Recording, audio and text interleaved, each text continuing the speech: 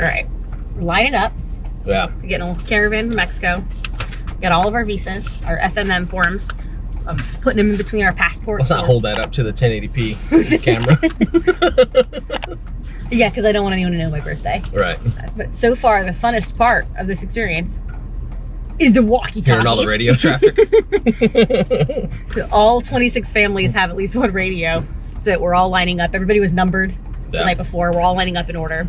And number 8 is completely boxed in for just a little bit here. So if number 9, just make sure you leave a little bit of space. And I think you have about 2 minutes. So number 9, be ready. Yeah. Be ready, number 9. Number 9. We're ready to go to Mexico. Let's go. So we have about an hour drive to the border. And then when we get to the border, we have no idea how long we'll be there. Yeah.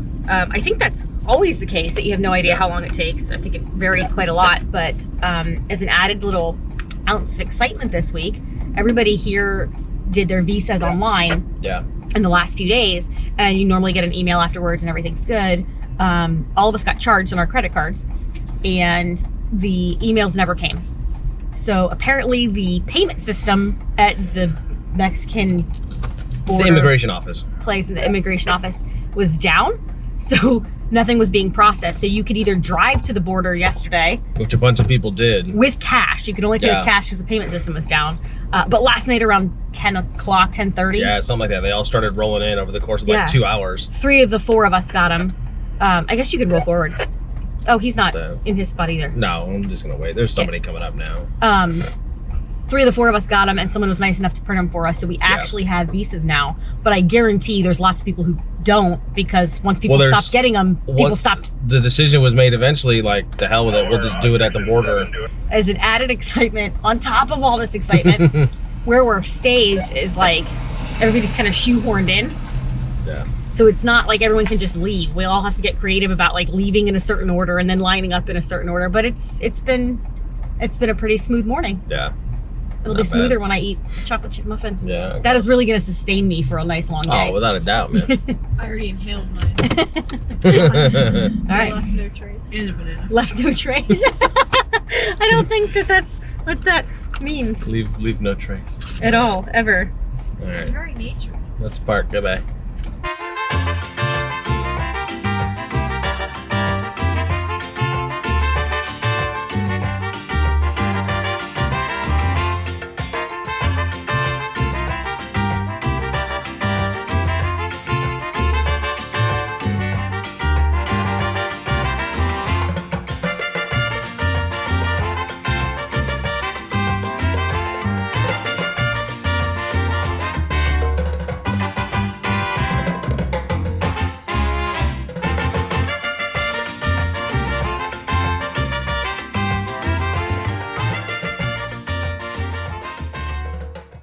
Alright, so we made it to the border. We're all queued up, waiting to do whatever happens. It's been a long time since I've driven through a border.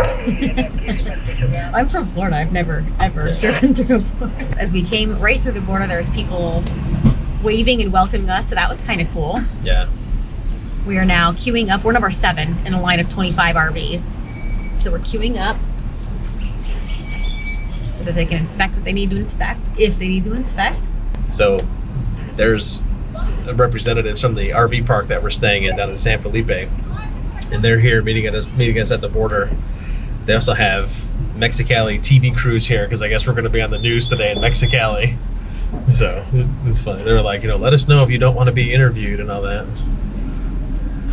We do have a family with us that is fluent speaker, so hopefully we're interviewing them. 1 out of 25. I did get straight A's in Spanish all through high school and AP and even through college, but it's been a little bit of time since college Spanish classes. Yeah. So, all right, so quiet down.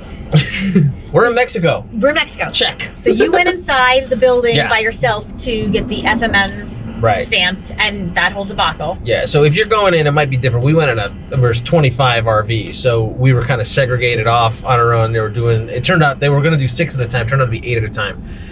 So essentially you'll have I don't know what the border patrol, basically Mexican border patrol they were looking at some people's registrations and insurance and stuff like that. They didn't look at any of my paperwork. Maybe because like we were 7th in line and the guy's like, whatever. So there was a gentleman who came into the RV. They're polite. They ask permission, like if we can go in and stuff. I was saying that we had to wait a little bit because we were finishing going potty. Yeah.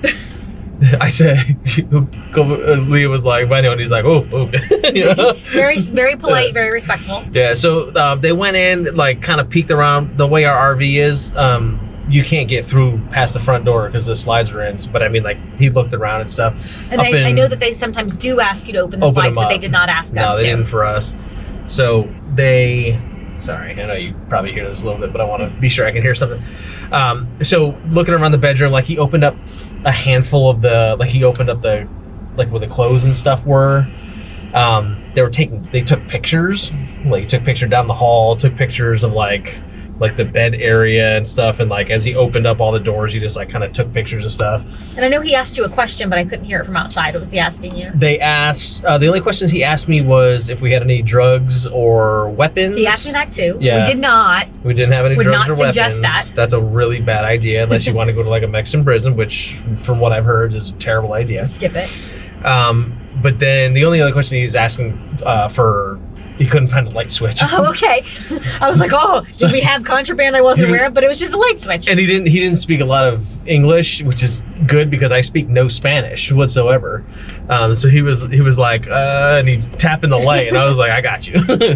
So yeah, that was it. I just turned the lights on in a couple places, and it's like kind of peeked in stuff. But gotcha. I mean, it's one of those things. I think it was more like about body language than anything else. Like if you're like, Elliot was super nervous. We're like, have you done a crime we're not aware of? Like, there's nothing to be nervous about if you haven't done a crime and you're not.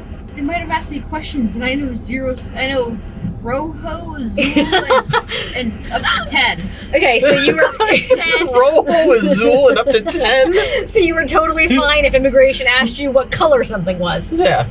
No, I don't know, like red or yellow. No, I don't know green or yellow. Okay, if they asked you something that was red or blue, you were totally good. Oh yeah. All right, Sweet. good to know. Yeah. Good to know. Well, yeah. Didn't need it. So I mean, like, look, in the grand scheme, like that was so uneventful. Yeah. And now we're like, I mean, I don't know if you could tell, like out the window, we're literally parked like right next to the border wall. Yeah. So it was actually nice as we came out of immigration. They had a police officer directing all the RV traffic the way we were supposed to go, and then as we came onto this main highway, they had another police officer stopped, basically blocking the left lane of traffic where everyone kind of staged in traffic. We got a little bit out of order because some people had to go inside for extra paperwork and that type of thing. And then we were able to kind of reline up in order in the right lane. So right now we're actually just camped out in the right lane of traffic. And I think we're at 20. I think there's 20 of us in order. We got 5 more people that are finishing their inspection and paperwork. And as soon as they're with us, then we keep heading south. And it's only been about 2 hours.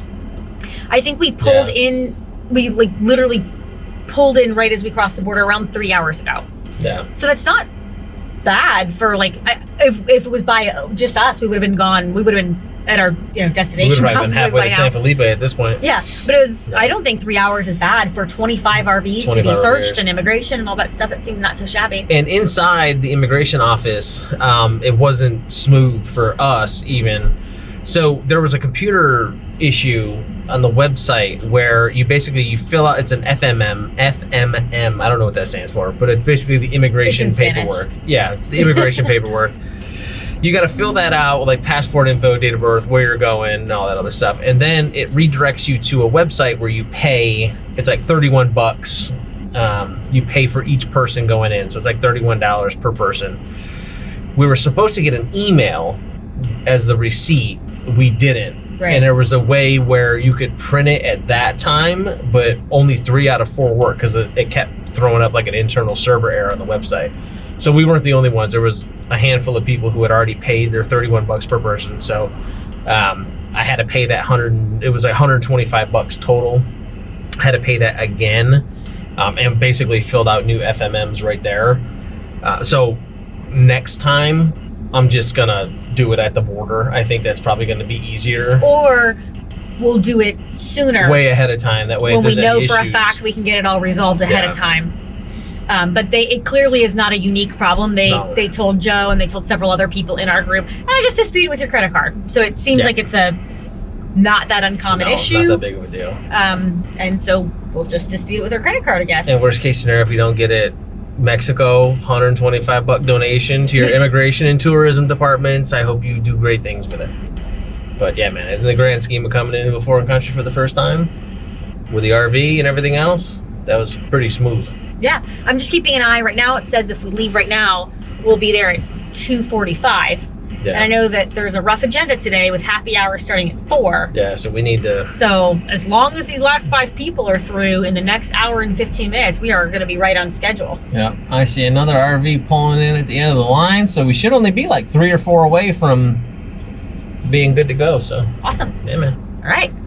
Closer to those margaritas. Ooh, babe, I'm gonna eat so good. Yeah. Also, if you're nervous about going through the border and like you like me and you don't speak any Spanish or whatever, they have people in there that do speak very fluent English and Spanish. They can help out. If not, I just open up the Google Translate app and there's a thing in there where you can have like a conversation, and I just twisted it sideways. So like there was one lady understood my English and can kind of piece together what she was saying. The other lady did not speak very good English at all. But you guys were able to communicate? But with that app down, it was perfect. Because like she would say her thing, it would translate it in English, I would say it back, and translate it into Spanish. That was like really, really helpful.